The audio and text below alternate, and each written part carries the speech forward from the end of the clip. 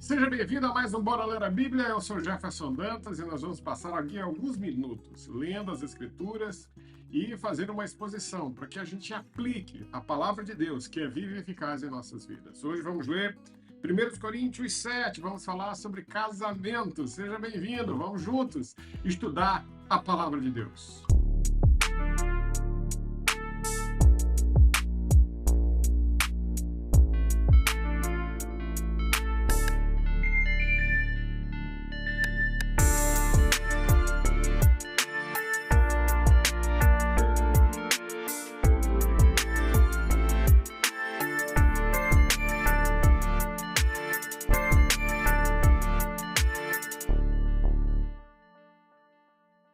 Pegue seu texto, pegue o texto das Escrituras que você gosta de ler. Eu estou lendo na Nova Versão Internacional.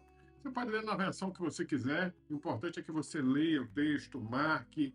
Alguém me perguntou um dia desse, pastor, é pecado riscar a Bíblia? Não, não é pecado. Pecado é não ler a Bíblia. Então você pode sublinhar, você pode fazer uma bolinha no versículo, você pode pintar, desenhar. Minha mãe, Maria do Carmo, ela tem um lápis de cor, ela desenha assim, ela pinta assim, nos versículos que lhe chamam a atenção. Você pode fazer o que você quiser com a sua Bíblia, só não pode desrespeitá-la, desonrá-la e deixar de ler e estudar. E colocar em prática, é claro. Né? Então vamos para a leitura. Quanto aos assuntos sobre os quais vocês me escreveram, é bom que o homem não tenha relações sexuais com a sua esposa. Digo que, por causa da imoralidade sexual, cada homem deve ter relação sexual com a sua própria esposa e cada esposa com o seu próprio marido.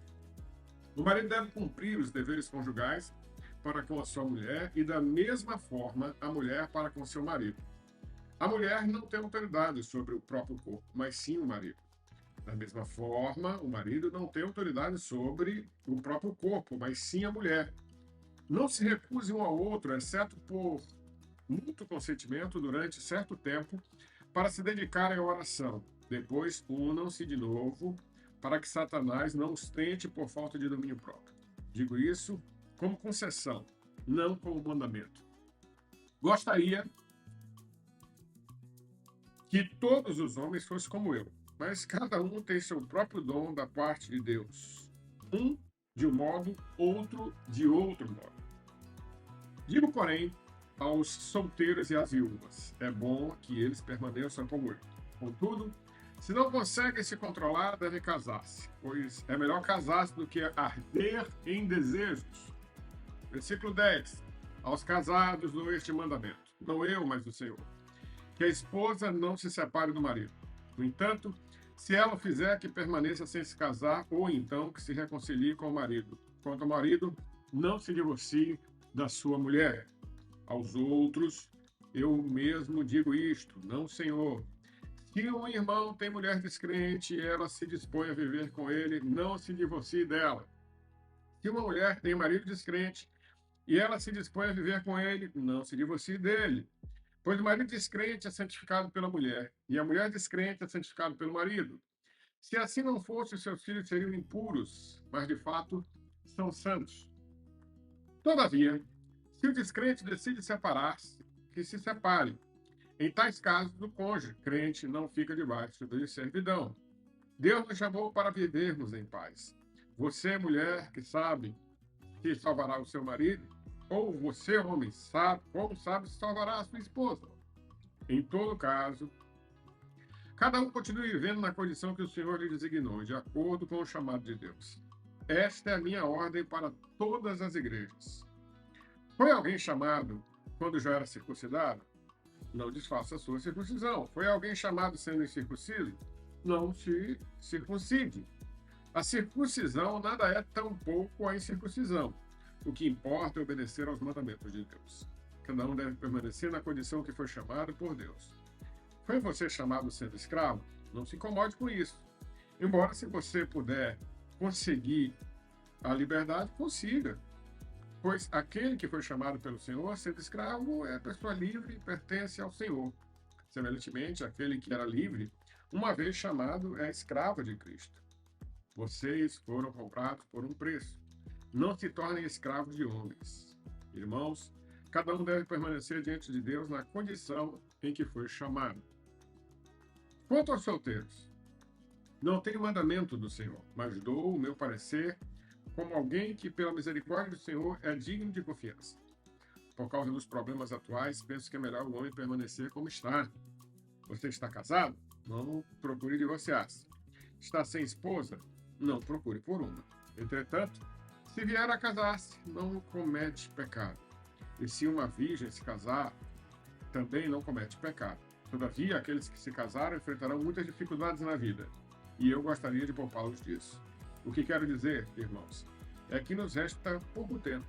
De agora em diante, aqueles que têm esposa vivam como se não tivessem. Aqueles que choram, como se não chorassem. Os que estão felizes, como se não estivessem. Os que compram algo, como se nada possuíssem. Os que usam coisas do mundo, como se não as usassem, porque a forma presente deste mundo passará. Gostaria que vocês estivessem livres de preocupações. O homem que não é casado preocupa-se com as coisas do Senhor, em como agradar ao Senhor. Mas o homem casado preocupa-se com as coisas deste mundo, em como agradar a sua mulher, e está dividido. Tanto a mulher não casada como a virgem se preocupam com as coisas do Senhor, para serem santas no corpo e no espírito. A casada, porém, preocupa-se com as coisas deste mundo, em como agradar o marido. Estou dizendo isso para o próprio bem de vocês, não para impor restrições, mas para que possam viver de acordo da maneira correta, em constante devoção ao Senhor, livre de distrações. Se alguém entende que está agindo de maneira indevida com a sua noiva, que ela está passando da idade, achando que deve se casar, faça como achar melhor. Com isso não peca. Casem-se. Contudo, o homem que decidiu firmemente no coração não ser dominado pelos seus impulsos, mas tem controle sobre sua própria vontade, decidindo no coração não se casar com a virgem, este também faz bem.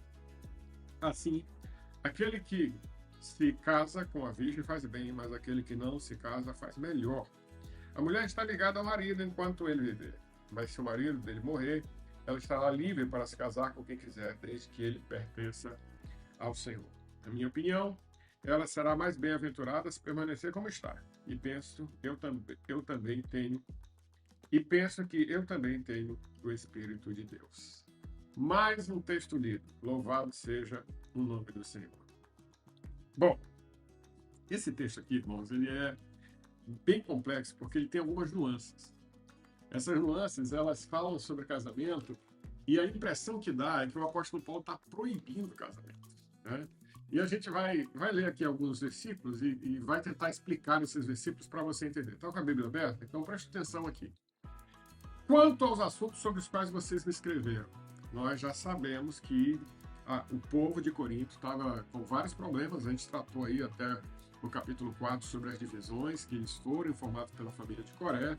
Aí o capítulo 5, 6 e o 7 está falando sobre atividade sexual, sobre casamento, sobre problemas, né, dentro da igreja voltados para a questão do sexo.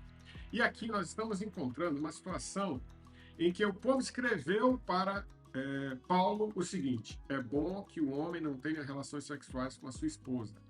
Veja, se você está com a minha versão, que é a NVI, essa frase, né, está entre aspas. Foi o que o povo escreveu para Paulo. Paulo não está dizendo isso. Paulo, não é a afirmação de Paulo. É bom que o homem não tenha relações sexuais com a sua esposa ou não tenha relações sexuais com uma mulher. Não, essa era a ideia dos crentes de Corinto. Os crentes de Corinto eram 8 ou 80, ou eram muito santos ou eram muito carnais, ou eles eram muito envolvidos com a sociedade de Corinto, ou eram pessoas que queriam distância de toda e qualquer situação relacionada às questões de Corinto. E esse grupo aqui dizia: não é bom que o homem tenha relações sexuais com a sua esposa. Ou, em algumas versões, não tenha relações sexuais com uma mulher. Então, era para proibir o casamento ou proibir o sexo. Aí o apóstolo Paulo, no começo do versículo 2, diz que, por causa da imoralidade sexual, cada homem deve ter relação sexual com a sua própria esposa. O sexo é para acontecer, o apóstolo Paulo está dizendo, mas dentro do casamento. E cada esposa com seu próprio marido. E aí o apóstolo Paulo vai descrevendo essa perspectiva do pertencimento do corpo. O marido deve cumprir os deveres conjugais para com a sua mulher, da mesma forma a mulher para com seu marido. O assunto é sexo. Então, a mulher deve servir o marido deve servir a mulher. Numa sociedade greco-romana, onde a mulher era tida como objeto, as mulheres eram usadas somente para satisfazer seus maridos. Elas não tinham valor e nem tinham desejo, assim, nem era respeitado os desejos delas, na verdade. Desejos elas deveriam ter, mas não era respeitado. O apóstolo Paulo, ele, como diriam os jovens hoje, não passa pano para isso. Ele diz, olha, o desejo do homem é da mulher, da esposa, e da esposa é do marido. A mulher não tem autoridade sobre o próprio corpo, mas sim o marido. Da mesma forma, o marido não tem autoridade sobre o próprio corpo, mas sim a mulher. Numa sociedade onde a mulher é considerada objeto, isso aqui é quebrar paradigmas, isso aqui é revolucionário.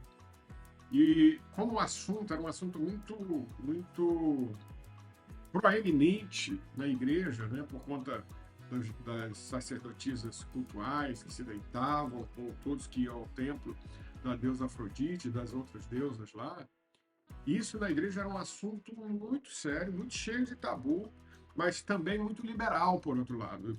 De um lado os tabus, do outro lado o liberal, pode ficar à vontade. E o outro grupo dizendo, ó, não é para deitar com ninguém. E isso, gente, trazia problemas para a igreja. Mas o apóstolo Paulo ele faz aqui o equilíbrio. Olha, o desejo do homem é para a mulher, o desejo do esposo é para a esposa, da esposa é para o esposo. A mulher não tem autoridade sobre o próprio corpo, mas sim o marido. Da mesma forma, o marido não tem autoridade sobre o próprio corpo, mas sim a mulher. E aí ele vem e dá uma ordem: não se recusem um ao outro, exceto por mútuo consentimento, durante certo tempo, para se dedicarem à oração. E é com consentimento, né? Para se dedicar a jejum e oração. Depois, una-se de novo, para que Satanás não os tente por falta de domínio próprio. E ele diz isso como concessão, não como mandamento. Por quê? Ele entende que aqui as pessoas tinham que tomar cuidado com a imoralidade sexual, e isso era um problema dentro da igreja, então todo mundo tinha que, se não é celibatário, cada marido deite com a sua esposa, cada esposa deite com o seu marido. O sexo dentro do casamento é algo precioso na Bíblia e nos ensinos do apóstolo Paulo. Aqui ainda nós vamos ver uma outra perspectiva sobre isso, é a perspectiva do celibato. A partir do versículo 7, o apóstolo Paulo diz: gostaria que todos os homens fossem como eu, mas cada um tem o seu próprio dom da parte de Deus, um de um modo, outro de outro. Dom aqui, a palavra dom é carisma, um presente de Deus. E aqui, a palavra dom do Novo Testamento, na Bíblia em si, a maioria das vezes fala de algo que Deus nos dá. Quando fala de dons espirituais, é algo que Deus nos dá também, mas a maioria das vezes fala sobre o dom que Deus nos deu.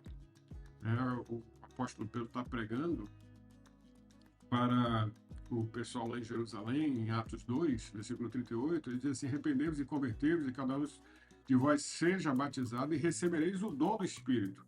O Espírito Santo não é um dom espiritual, o Espírito Santo aqui é um presente, né? É um carisma de Deus, que é da onde vem a palavra dom. E aqui, ele diz que todos os homens, ele gostaria que todos fossem que nem ele, porque receberam um presente da parte de Deus, o celibato. E o celibato não é um dom espiritual, dentro da perspectiva geral dos dons, é considerado, por conta dessa interpretação que eu acabei de falar, né? Dom espiritual e dom como um presente de Deus. Para o apóstolo Paulo, ele entende que era um dom, um presente de Deus, uma condição que Deus deu para ele, que pode ser elencado como um dom espiritual, como queiro. E aí ele emenda: digo, porém, aos solteiros e às viúvas, é bom que eles permaneçam como eu. Permaneçam como estão, solteiros ou viúvos. E, contudo, se não conseguem se controlar, devem casar-se, pois é melhor casar-se do que arder em desejos. O celibato é algo muito importante na vida do apóstolo Paulo. Ele diz assim: se todo mundo fosse assim, todo mundo estava preocupado somente com as coisas de Deus, não com as coisas do casamento. E aí ele fala isso no versículos 10 e 11. Aos casados dou o mandamento, não eu, mas o Senhor, que a esposa não se separe do marido, no entanto, se ela fizer, que permaneça sem esse casal, então que se reconcilie com o marido, quanto ao marido, não se divorcie de sua mulher. O assunto é bem delicado, porque o divórcio no Novo Testamento é tratado que é tratada muito assim, dessa forma. Não se separem. E se separar, não case. é, No entanto, se ela fizer, que permaneça sem se casar. Casa de novo. Né? É isso que o apóstolo Paulo está dizendo aqui. No versículo 18, a gente vai encontrar o apóstolo Paulo fazendo menção à circuncisão, que não dá para voltar, né? Que não dá para voltar. A circuncisão nada é tampouco a incircuncisão. O que nos importa é obedecer os mandamentos de Deus. Então, se Deus mandou ser solteiro, fique solteiro. Se Deus mandou casar, case. É isso que ele quer dizer aqui. Sobre os solteiros, lá no versículo 26, o apóstolo Paulo vai dizer assim: por causa dos problemas atuais, penso que é melhor o homem permanecer como está. Um mundo promíscuo, um mundo distante de Deus, um cristianismo em perseguição. Então é melhor solteiro, porque aí dá para viver só para o Senhor. E aí, mas ele lembra, versículo 28, entretanto, se vier a casar, se não comete pecado. E se uma virgem casar, também não comete pecado. Todavia, aqueles que se casarem enfrentarão muitas dificuldades na vida. E eu gostaria de poupá-los disso. E aí está falando da vida conjugal, que tem realmente muitas demandas, muitas dificuldades. Mas para quem quer casar, para quem deseja casar, é uma bênção. É uma bênção. Eu sou casado há 27 anos. Esse ano eu faço 28 anos. Com a mesma mulher, uma das minhas primeiras namoradas. E eu sou muito feliz ao lado dela. E não saberia viver sem ela, né? Eu peço muito a Deus que a gente envelheça, mas fique bem velhinho juntos. Porque é essa questão aqui. Tem dificuldade na vida de casamento? Na vida de casado? Tem. Tem. Né? A vida de solteiro tem as suas dificuldades e a vida de casado tem as suas dificuldades. O apóstolo Paulo está puxando sardinha para a brasa dele, né? Ele era solteiro, ou viúvo, ou alguma coisa assim, mas ele não era casado. E ele não era preocupado com isso. Quem está preocupado em casar, quem tem impulso, quem tem desejo, quem tem vontade de casar, meu amigo, case e seja feliz. Case e seja feliz. O pastor Paulo está explicando por que ele fala isso, né? O que quero dizer, irmãos, é que nos resta pouco tempo. De agora em diante, aqueles que têm esposa vivam como se não tivessem. Ele vai falar dessa perspectiva dos últimos dias e que é preciso a gente se entregar mais a Deus. Versículo 32, ele diz assim: gostaria que vocês estivessem livres de preocupações. O homem que não é casado preocupa-se com as coisas do Senhor e de como agradar, em como agradar ao Senhor, e é isso que o apóstolo Paulo está realmente preocupado. Agradar ao Senhor, e todas as pessoas que ele ensina também de agradar ao Senhor. Quem é casado, meu amigo, tem que agradar o cônjuge. E é isso que ele fala aqui também no capítulo 7. Ele fala: estou dizendo isso para o próprio bem, versículo 35. Próprio bem de vocês, não para impor restrições, como lá em cima, né, que ninguém deveria ter relações sexuais com uma mulher, mas para que possam viver de maneira correta, em constante devoção ao Senhor, livre de distrações. O apóstolo Paulo, como celibatário, coloca o sexo aqui como distração. Bom, quem é casado, faz sexo no casamento, é uma pessoa abençoada por Deus, porque o sexo é uma bênção, uma dádiva divina. Quem tem o dom do celibato, continue celibatário. Quem é viúvo, continue viúvo. É essa a proposta aqui do apóstolo Paulo. Né? A mulher está ligada ao marido enquanto ele viver, mas se o marido dela morrer, ela estará livre para se casar com quem quiser, desde que ele pertença ao Senhor. Aí ele encerra o capítulo dizendo: na minha opinião, ela será mais bem-aventurada se permanecer como está, viúva. E penso que eu também tenho o Espírito de Deus. Bom, o apóstolo Paulo deve ter as razões dele. Eu, como não celibatário, como um homem casado, indico a você, se você tem desejos, tem impulsos, e a melhor coisa que você faz é casar.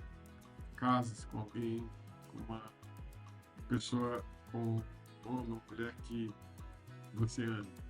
Procure alguém para completar a sua vida. Isso é uma bênção. E se você não sente, se você é celibatário, se você é viúvo, quer entregar a vida para a obra do Senhor, não quer se preocupar com o casamento, também não está errado. É isso que o apóstolo Paulo está falando aqui. Mas eu conheço muitas pessoas que depois da viuvez casaram novamente, são muito felizes. E muitas pessoas depois que enviuvaram, ainda até com a idade até novo, né? Até novo, não quiseram mais casar novamente, já tinham constituído filhos, filhas, netos e não quiseram casar novamente, também não tem problema.